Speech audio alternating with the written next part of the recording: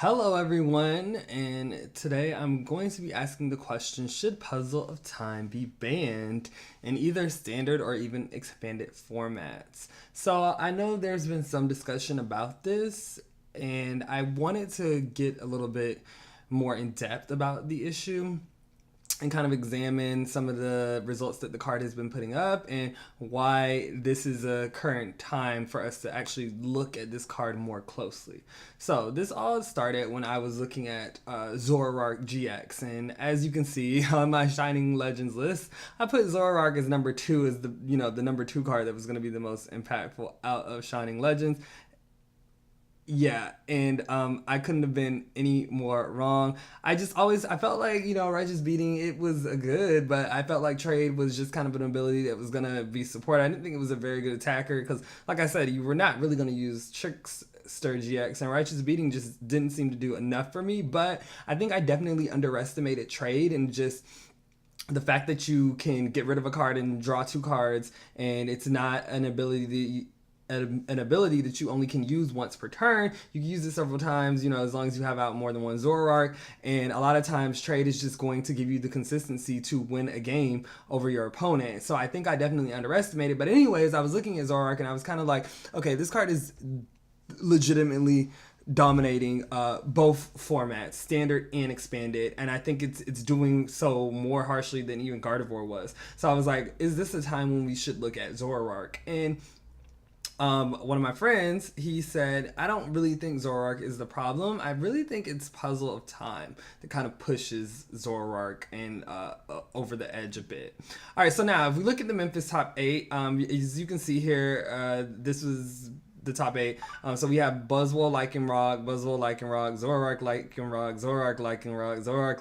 Gliscopod, Garbodor, Gliscopod, Zoroark, Lycanroc. So as you can see, Zoroark it took more than 50%. Zoroark appeared in more than 50% of these decks. And then it was the deck that actually ended up winning the tournament. Premium Watt won with Zoroark, Lycanroc, and that deck did play for puzzles. Alright, so now if we look at the current banned list, there are no cards that are currently banned in the standard format. And then you look at expanded, so we have cards like Archeops, we have Giant Force of Plants, and then we have Lysander's Trump card.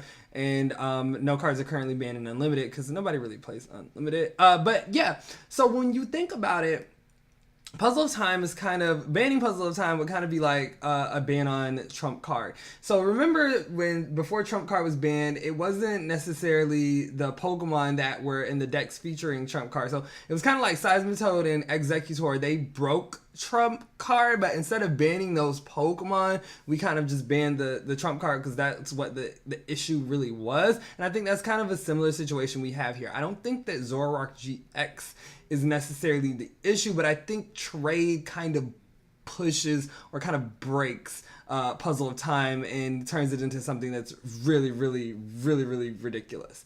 So now if we look at the San Jose top 8, there were 32 puzzles in the top 8, 32 total. So all the decks, and you have to look at it this way, these decks range, right, in strategy. So Gyarados is not the same as Night March, Zoroark Lycanroc is not the same as Wailord. So these are all different types of decks, but they all play for a puzzle. And I know you might look at this and you might say to yourself, okay, well, all these decks also played for VS Seeker, but when you look at a card such as Puzzle versus a card like VS Seeker, there's a vast difference. VS Seeker just gets you back one supporter. That's perfectly fine. Puzzle becomes an extra 4 of any cards in your deck, and before Zoroark came out, it was okay, Puzzle was a good card, but it was kind of like, okay, you normally maybe you got off Puzzle 2 puzzles once a game, and then if you got it off twice in a game, you were pretty lucky. But Zoroark makes it so that it is just so much easier to get these puzzles off, and it puts these decks over the top. Because if I'm playing against a deck that can trade as well as use puzzles to get back important resources, how do I beat that?